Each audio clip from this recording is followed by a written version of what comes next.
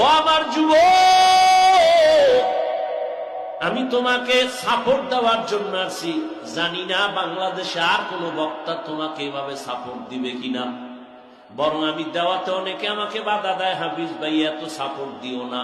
কেমন সাপোর্ট দিই জানো? আমি বলি, এই যুবকেরা, জীবনে স্কুল ছাড়বি না, কলেজ ছাড়বি না।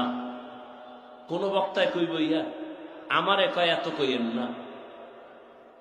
আমি বলি, যুবক স্কুলে পড়িস, কলেজে পড়, ছাড়িস না। অনুরোধ, মাদ্রাসায় যাওয়ার কোন দরকার নাই, নিয়ত করলে পাল্টায় ফেল।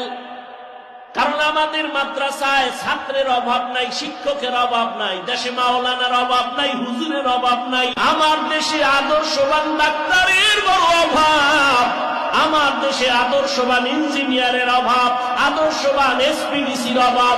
আর যদি আমার দেশের সব ওসিডিসি এসপি আদর্শবান হইতো, নামাজি হইতো, এই জমিনে কোরআনের বয়ান করতে কোনো অনুমতি লাগতো না।